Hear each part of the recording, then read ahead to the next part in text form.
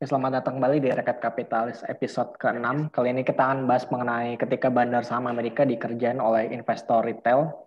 GameStop ini sempat heboh ya di minggu lalu dan GameStop sahamnya sempat naik 400% di bulan Januari yang lalu. Dan kita akan membahas mengenai saham GameStop kali ini. Hari ini gue ditemani oleh dia dan Sigma. Halo semuanya. Halo, halo.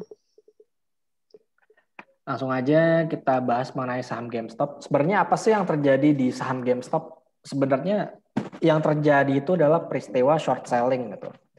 Jadi keuntungan yang didapat seorang investor membeli suatu saham itu diperoleh dari ketika harga saham itu naik dan dividen yang diberikan oleh perusahaan.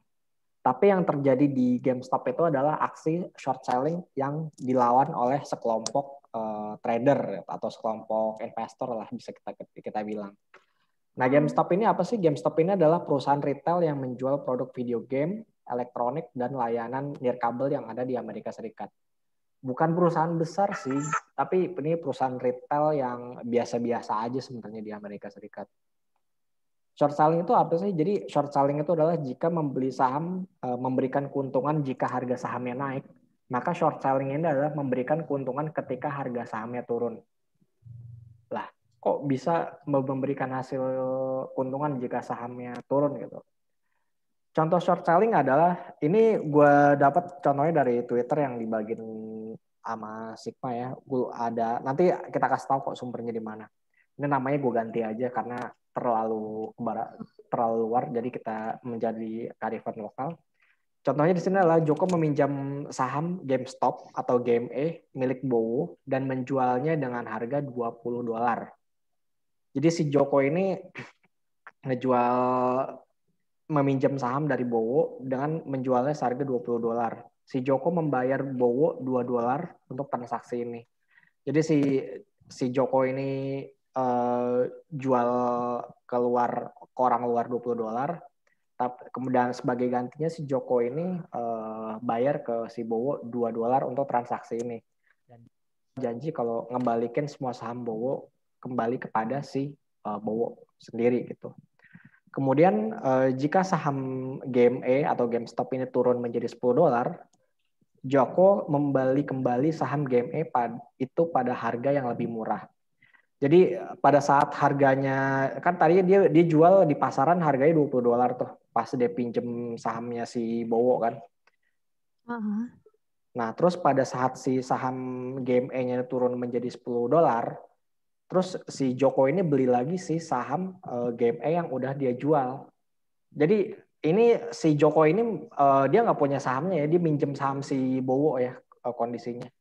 Jadi pada saat dia udah dia minjem, terus dia jual sahamnya di pasar $20. Kemudian pada saat sahamnya turun, si GME ini turun menjadi $10, si Joko ini beli lagi saham GME di harga $10. Jadi keuntungan Joko itu didapatkan dari transaksi dia sebesar $20. Dia kan jualnya $20 tuh.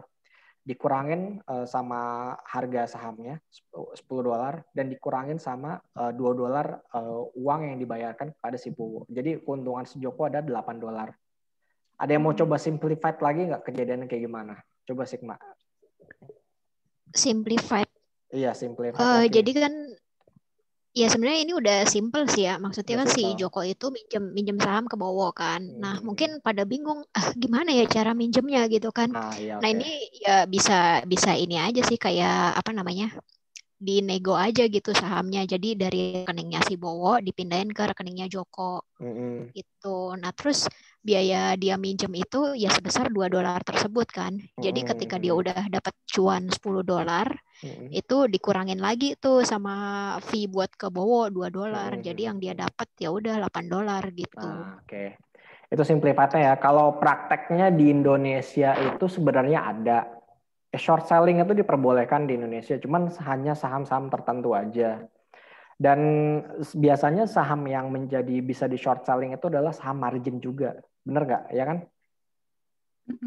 Gue pikir tuh short sell di sini tuh lebih kayak, maksudnya yang bisa ngelakuin itu kayak cuma institusi nggak sih? That's right. Nah, ada apa? Ada ini lagi tuh, ada terms and conditions lagi tuh nanti. Jadi broker yang boleh ngelakuin short sale tuh MKBD-nya minimal 250 miliar setahu gue. Iya iya. Jadi 10 kali lipat dari MKBD yang disyaratkan oleh OJK kan. OJK ya bener kan? Apa bursa sih gue lupa. Nggak tahu. OJK apa bursa ya? Iya, pokoknya minimal tuh MKBD tuh kayak modal kerja bersih disesuaikan lah. Jadi modal minimal si perusahaan sekuritas itu minimal kan 25 miliar. Nah, bagi perusahaan sekuritas yang atau broker saham yang mau melakukan short sale itu minimal kayak MKBD-nya minimal 250 miliar. Minimal itu 250. Jadi itu baru yang bisa melakukan short sale. Dan yang melakukan OJK deng itu OJK. OJK ya. Dan yang melakukan short sale di Indonesia itu nggak semuanya bisa gitu, hanya institusi kalau nggak salah yang bisa. Jadi retail pun kayaknya nggak bisa ya kalau untuk retail ya. Mungkin kalau lu misalnya kan punya barang di harga atas gitu kan, Astra gitu, taruhlah di 7.000. Nah kan udah turun. Nah terus ini kayaknya bakal turun lagi. Nah terus dalam hari itu lu jual aja tuh yang di harga atas, tapi di hari yang sama beli lagi di harga yang bawah. Nah iya. Misalnya opening Astra di berapa ya? Misalnya harga misalnya kayak hari ini deh. Ini hari apa sih? Hari Selasa ya. Hari Senin penutupan Astra di 7.000 misalnya ya. Terus hari ini dibuka di 7.200 gitu. Di harga berarti sama naik kan? Nah, lo yakin di hari ini tuh harga saham Astra akan turun? Lo jual aja di 7.200 dulu. Barangnya nih, lo belum punya barang, lo minjem dari sekuritas misalnya.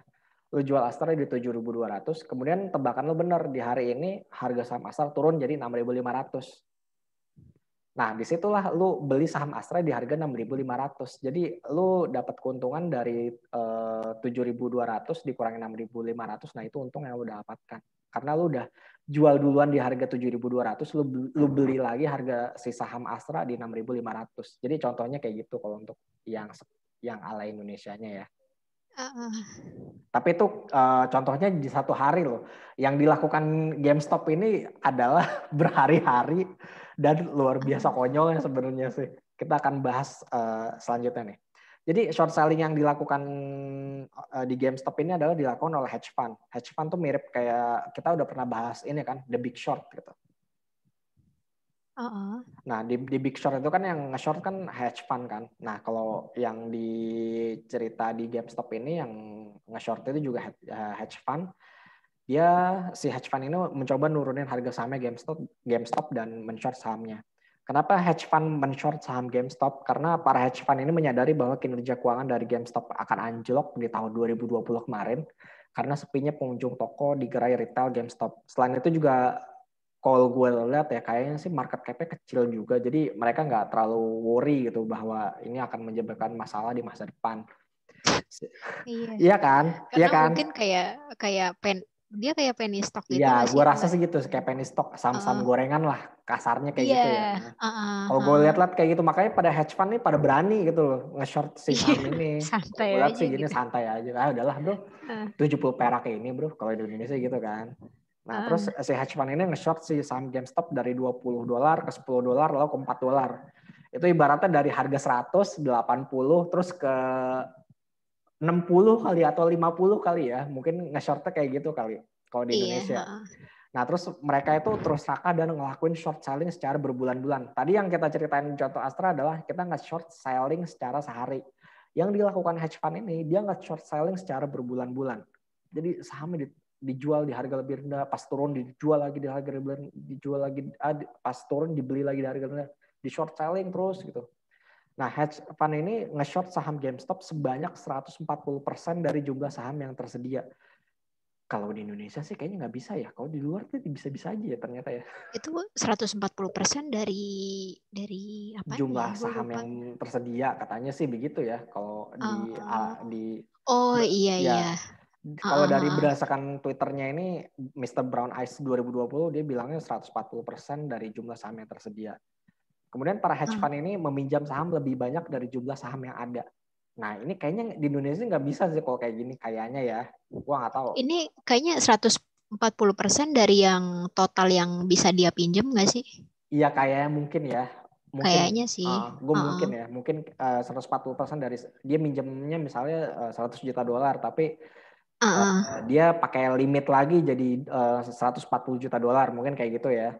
Iya, kayaknya sih kayak gitu ya. Terus orang-orang yang ada di Wall Street Bets itu menyadari ini dan memberitahu semua orang yang ada di forum. Jadi kayak kalau di Indonesia tuh kayak contohnya mungkin kayak yang ada di forum di Stockbit, terus ada di forum HOTS-nya di Mirai Iya. Aset. Itu kan ada tuh Heeh. misalnya ada saham KF itu, ada yang komen di bawahnya itu pakai anonim segala macem. Nah, mereka-mereka itu pada ngasih tahu, ini ada saham GameStop nih udah di short segini sekian gitu. Nah, peraturan short selling itu kan adalah semua saham yang dipinjam harus dibayar kan. Jadi Mm-mm. orang-orang yang ada di Wall Street Bets ini menyadari hal itu gitu. Nah, menyadari para hedge fund ini men-short saham GameStop secara gila-gilaan, para redditors Wall Street Bets. Jadi di Wall Street Bets ini ada di forumnya Reddit. Dia membeli saham Iya. yang bisa mereka beli sebanyak-banyaknya. Saham GameStop ini naik secara signifikan melebihi kejayaan Breeze, KF, dan Inaf di tahun 2020 karena dia bisa Iya sih. Ini oh, sebenarnya pada pada maksudnya mereka tuh kalau gue baca ya duitnya tuh kayak dari stimulus di sana gitu loh. nah Kayak itu. Mm, stimulus COVID mm, dipakai mm, buat mm, mm. Nah, terus kan jadi kalau di US itu kalau nggak salah dia naiknya tuh nggak dibatasin ya. Kalau kita kan ada auto rejectnya kan, kalau nggak salah 25% atau berapa gitu. Kalau di US kayaknya nggak dibatasin deh, Iya, setahu gua. auto reject bawah sih setahu gue emang nggak ada juga tuh. Nah, di US itu auto reject atas dan bawahnya tuh nggak dibatasin. Jadi ya suka-suka si sahamnya aja mau kayak gimana gitu. Dulu Indonesia juga, dulu di Bursa Efek Indonesia juga mempraktekkan keadaan kayak gitu ya.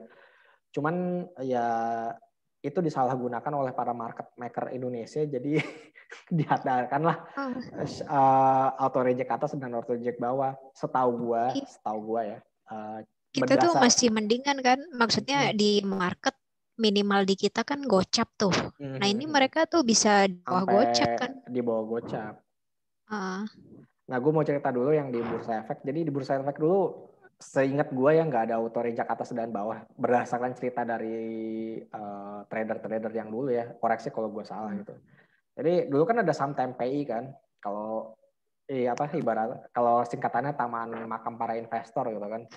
Nah, saham TMPI ini ah, dulu pernah digoreng dari 400 sampai ke 4.000 dan dari 4.000 diturunin lagi ke 1.000 kalau nggak salah di hari yang sama atau gimana gitu. hmm, Pernah sempat ada kejadian kayak begitu. Makanya orang-orang bilang trader-trader zaman dulu ya itu bilang TMP itu taman makan para investor gitu. Ya kalau sekarang ya IRA atau apalah gitu. Jadi mereka karena nggak dibatasin auto reject atas dan bawahnya, jadi benar-benar liar gitu pergerakannya. hmm. Makanya bisa Kayak sampai kayak gitu. bumi bumi juga udah ini belum sih? Maksudnya kan bumi tuh pas lagi masa-masa bisa auto reject nggak terbatas gitu apa waktu itu udah Nah, dibatasin ya? itu gua nggak tahu tuh. Itu gua nggak tahu.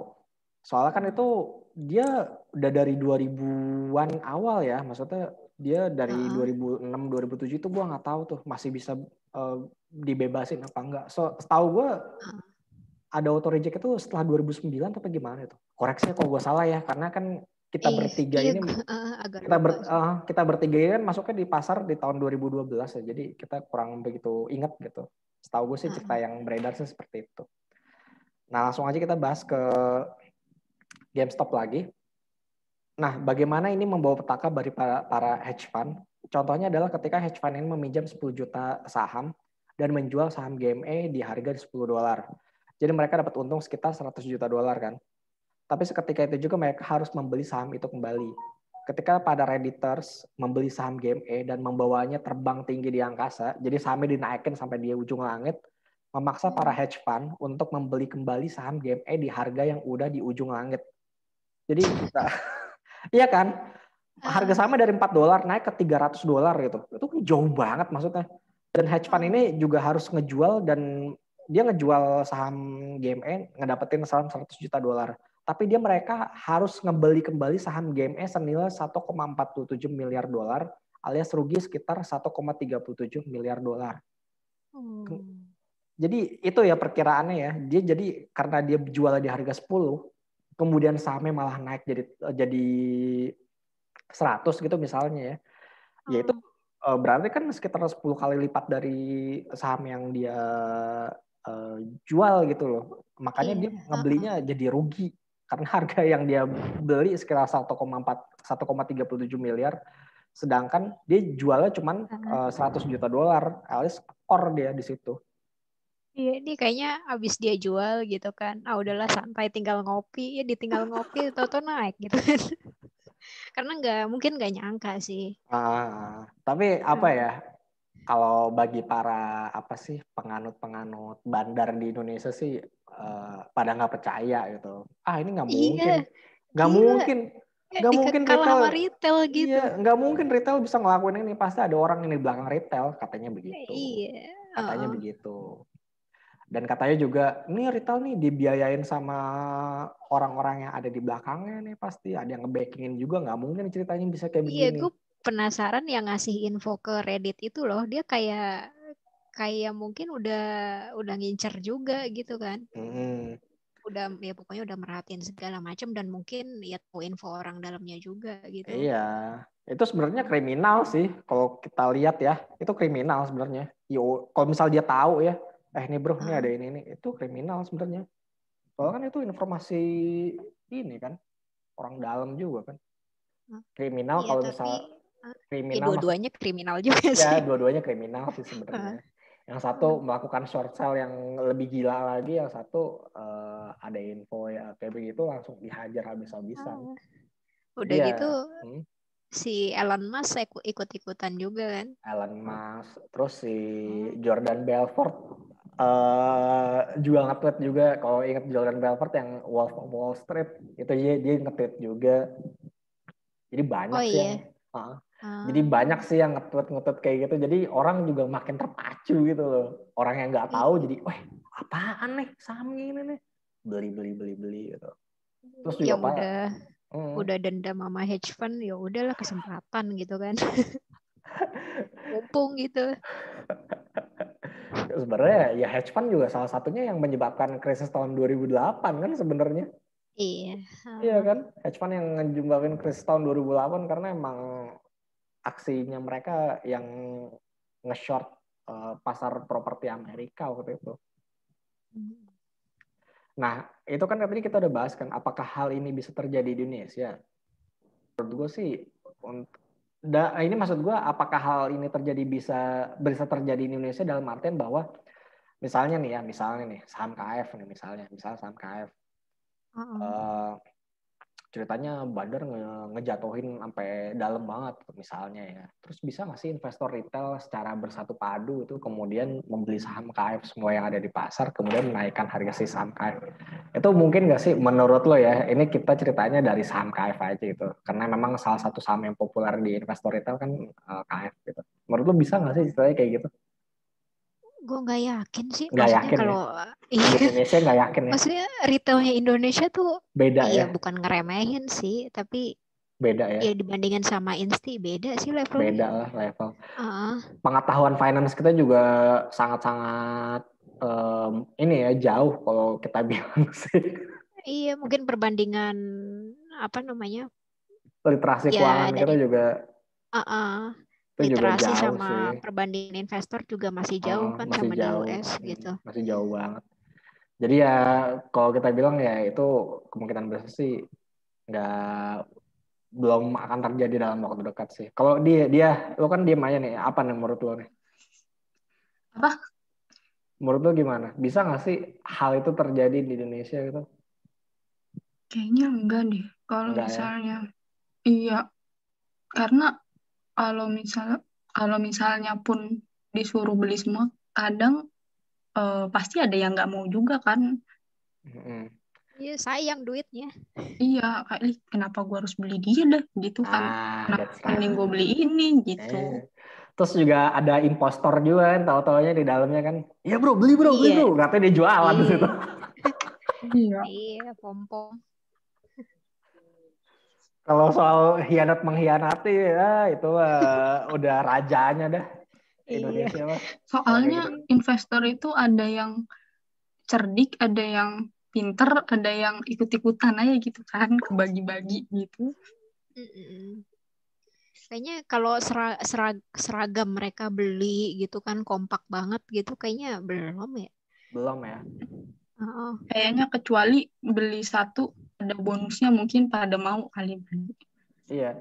Sebenarnya sih saham-saham yang apa ya? Kalau kita lihat di sini kan kayak misalnya nih, gue ada laporan keuangan si IRA misalnya nih. Nah si IRA ini kan apa? Cuman jumlah saham yang beredar yang di masyarakat cuma 400 juta lembar kan. 400 juta lembar ini waktu dia harganya 600-an ya. 400 juta lembar dikali 600 itu kan sekitar 240 bio doang untuk memiliki semua saham itu. Nggak banyak itu maksud gue. Ini misalnya kan 25% dari retail kan misalnya. Jadi kalau misalnya 25% dari jumlah saham yang beredar yang dimiliki oleh masyarakat kan sekitar 400 juta lembar. Kalau misalnya itu dia mau menguasai semua saham yang ada di masyarakat, itu kan dia cuma butuh modal sekitar 240 miliar doang kan. Di harga 600 ya waktu itu ya. Waktu itu kan kira bisa di harga 600-an. Taruhlah misalnya dia nggak menguasain semua, taruhlah dia sanggup beli 300 juta lembar aja kali 600. Baru 180 miliar. Jadi emang nggak, ya. Jadi nggak begitu gede sih sebenarnya ya. Kalau kita misalnya secara logik gitu ya, ya emang nggak terlalu gede-gede amat sebenarnya. 180 miliar doang lu bisa apa ya? Lu bisa membuat saham ini menari-nari gitu. Kalau misalnya lu niat ya sebenarnya. Jadi ya memang modalnya nggak begitu nggak begitu besar gitu sebenarnya. Beda kalau harganya sekarang. Sekarang tuh berapa ya IRA ya harganya? Gue lupa deh. Bentar ya. IRA. Gue buka juga IRA. IRA itu harganya 17.30. 17.30 lah ya. Nah kan waktu itu masih ya berapa sih 600-an. Taruhlah. Terus sekarang berapa sih? 1.730 ya? Iya. 17.30. Terus volumenya ya sehari 200 bio ya lumayan lah ya. Iya. Itu 200 bio maksudnya 200 bio apa tuh? Miliar ini ya? Kan rupiah. Itu 2,7 rupiah ya. Kenapa di? Tapi kok apa di RTI gue aja ya? Kok market cap-nya 2,7 T ya? Iya itu kalau market cap segitu. Ini tadi gue nyebutin ini apa namanya? Ya? Value hari ini. Nah kalau misalnya pun sekarang kan udah misalnya dia punya tadi kan dia punya 300 lembar di harga 600 kan. 300 juta lembar di harga 600. Sekarang di 17.30 tuh sekitar value-nya udah sekitar 519 miliar gitu. Ya lumayan lah ya kalau misalnya dia iseng-iseng apa gimana gitu bisa aja kan ceritanya. Jadi ya memang semakin sedikit jumlah saham yang beredar di masyarakat, semakin mudah juga untuk dikendalikannya gitu loh. Makanya kita sebagai investor retail harus teliti ketika melihat saham.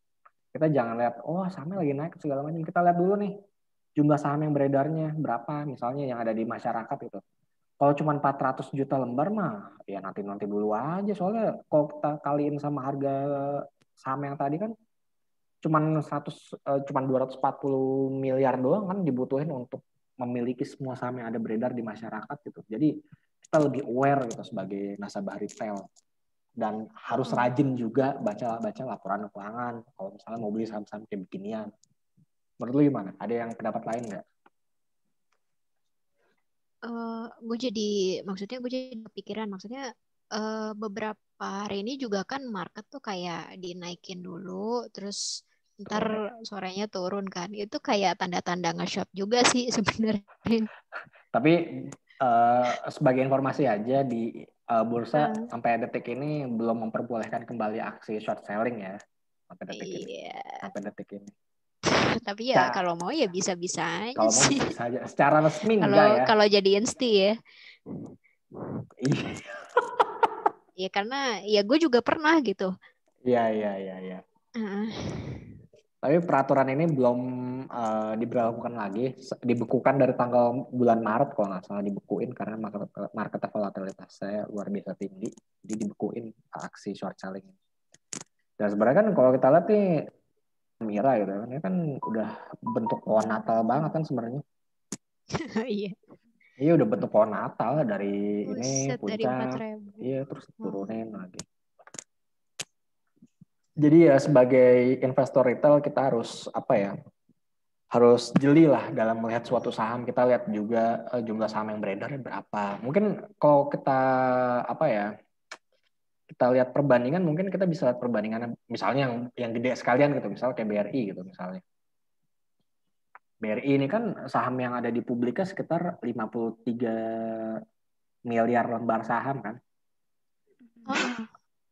Misalnya nih, 53, 345, 8, 10 itu enggak dikali harga itu saham. Baru share. Ini saham yang di publik ya. Saham yang di publik ya, bukan saham yang dimiliki oleh pemerintah. Kita yang kali ini namanya saham di publik aja. Harga saham BRI tadi itu ditutup di harga 4.360. 4.360. Jadi sekitar untuk menguasai seluruh pasar, untuk menguasai seluruh saham yang ada di BRI itu membutuhkan dana sekitar 232 triliun rupiah. 232 triliun rupiah. Ini 232 triliun rupiah ini kita kira berapa dolar sih? Berapa miliar dolar sih? Kita bagi aja langsung 14.000.